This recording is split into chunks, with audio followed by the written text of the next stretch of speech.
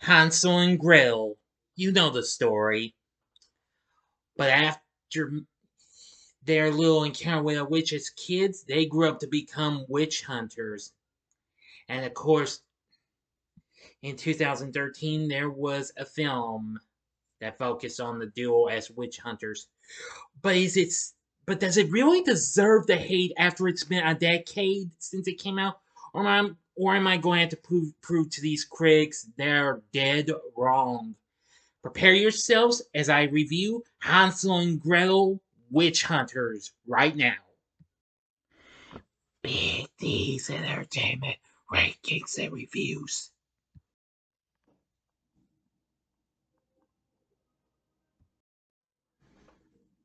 So, greetings, my fellow YouTubers, and welcome to Big D's Entertainment Rankings and Reviews.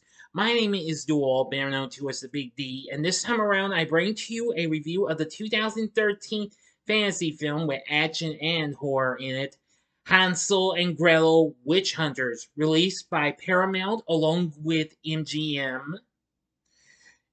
Directed by Tommy Wirkola, starring Jeremy Renner and Gemma Arterton in the title roles. Hansel and Gretel, who are now grown up and work together to exterminate witches for hire. Mr. Wirkola also wrote the film. It also stars Famke, Janssen, and Peter Stormare.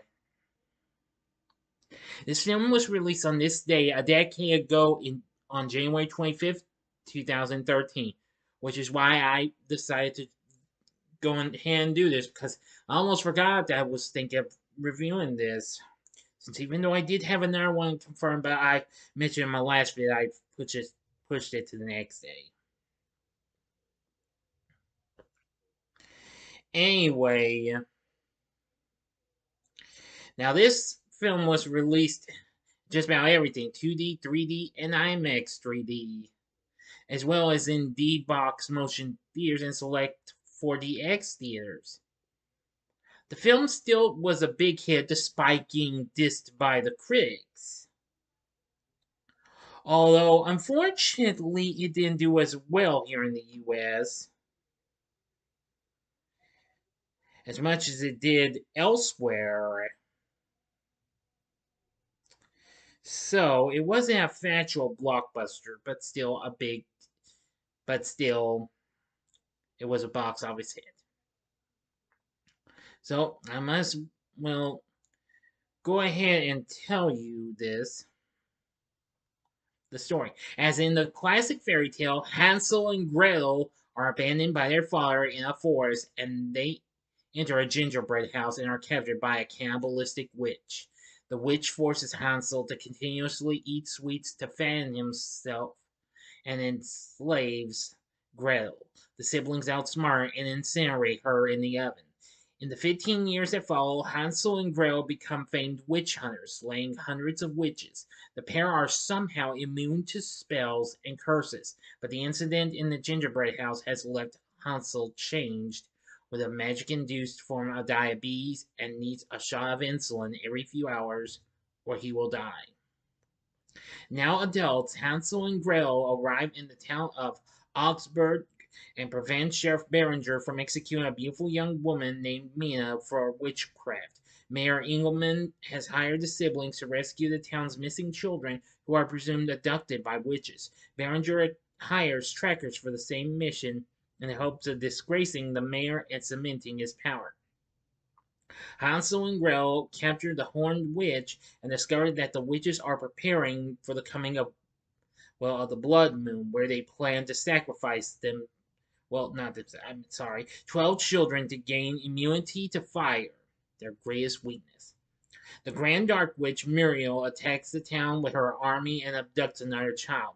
She attacks Gretel, who is rescued by Ben, a local teenager and avid fan of theirs, who plans to become a witch hunter himself. Hansel falls from a witch's broomstick and is lost in the forest. The next morning, Nina finds him stuck in a tree and takes him to a nearby spring, where she heals his wounds, and they make love in the healing waters of the spring. Gretel is attacked by Berenger and his posse, who beat her before being stopped by Muriel's troll, Edward.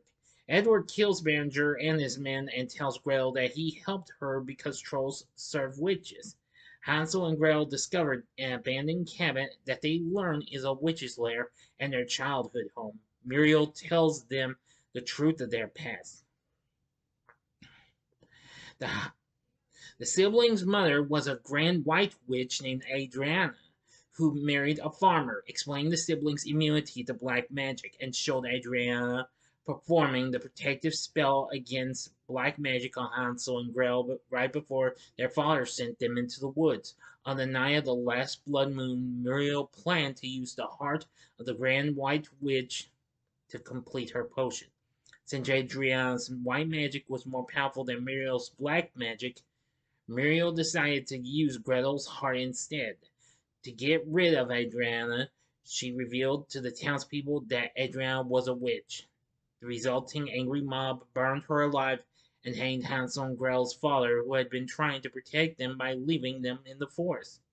Since Adriana was a white witch, she was forbidden to use her magic against humans, even in cases of self-defense. Now for the ending.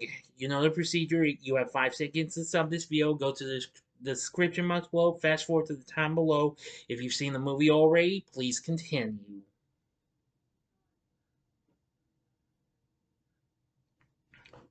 Okay, you've been warned. The siblings battle Muriel before she stabs Hansel and abducts Gretel to complete her long-due ceremony.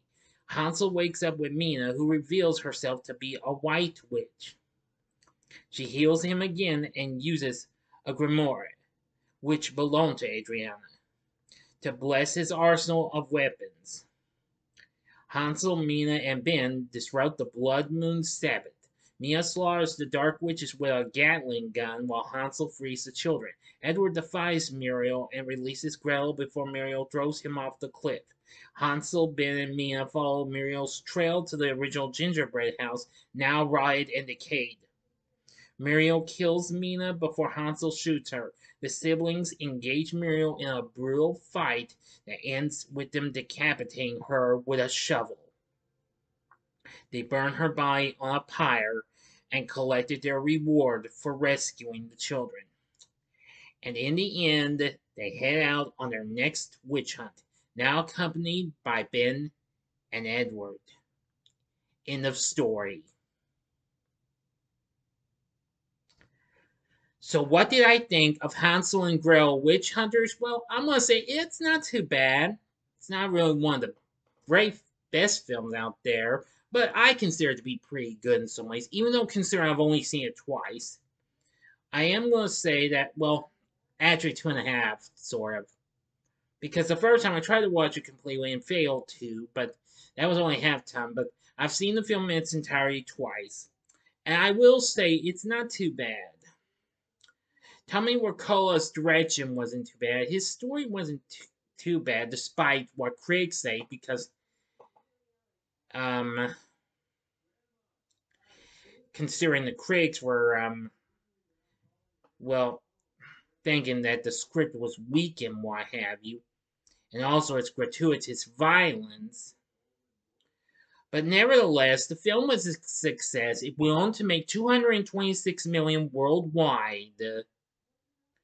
Although it wasn't that big here in the US, but still, it did better overseas. It would become Paramount's 4th highest grossing film of the year, along with World War Z, Star Trek Into Darkness, and G.I. Joe Retaliation, which MGM also co-produced with Paramount on that. Now, and those two, then the latter I have seen, but I've yet to see World War Z. I'm going to think about looking into it. Anyway, it is estimated that following published production costs, marketing and advertising fees, and the percentage of international revenue that was lost by the domestic studio, similar fantasy reboots have failed to match the total winnings for this. Which, despite getting this, makes it one of the most financially successful films of the fantasy reboot genre, despite having the smallest estimated budget and what have you.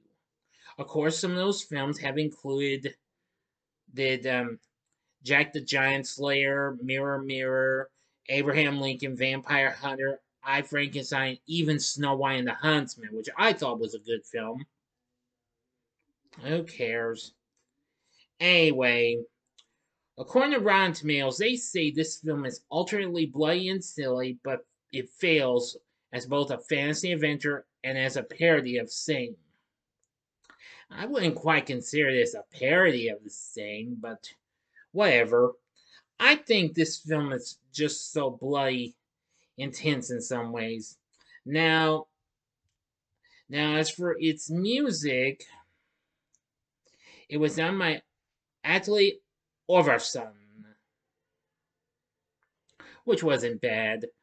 Now, our cast includes Jeremy Renner, who had recently played Hawkeye in the Avengers the previous year. And of course, he also appeared in the unexpected Academy Award winning war film The Hurt Locker, playing Hansel.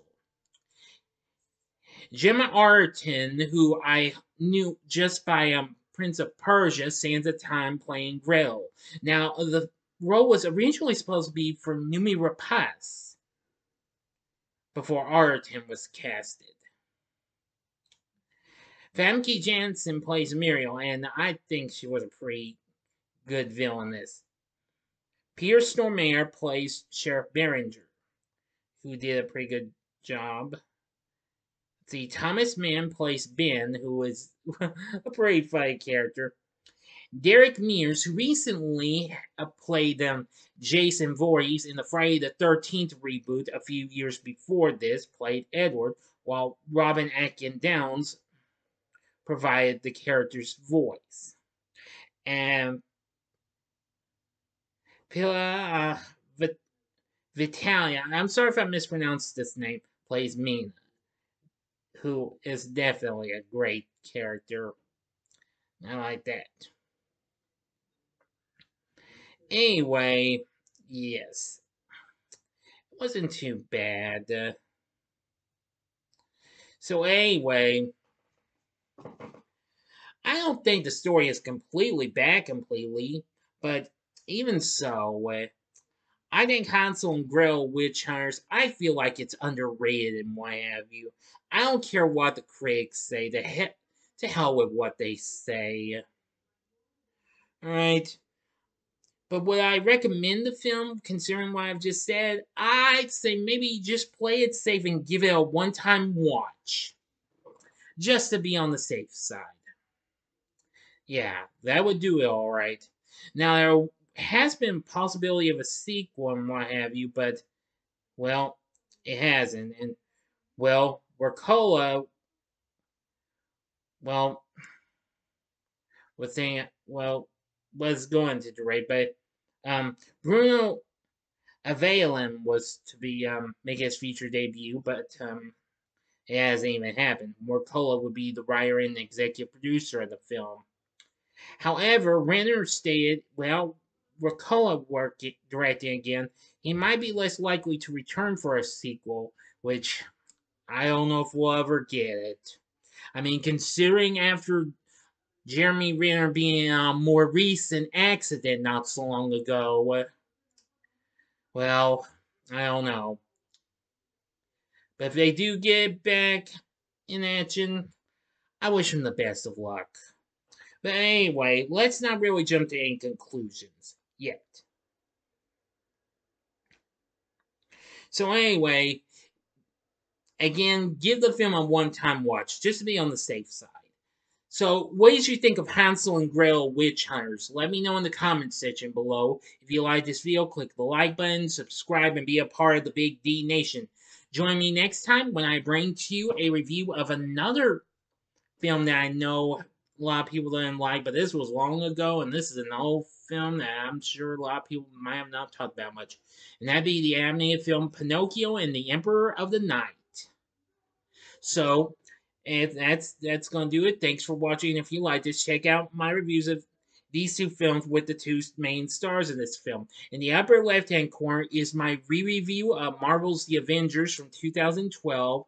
In the upper right-hand corner is my review of a film Gemma Arterton was recently in just a few years back, and that was the prequel, The King's Man, Or if you like, how should I put it this way? A little something more with a little witchcraft and I don't know what have you that took place during a certain holiday, go to the bottom left hand corner and see my re-review for Halloween 3 Season of the Witch from 1982.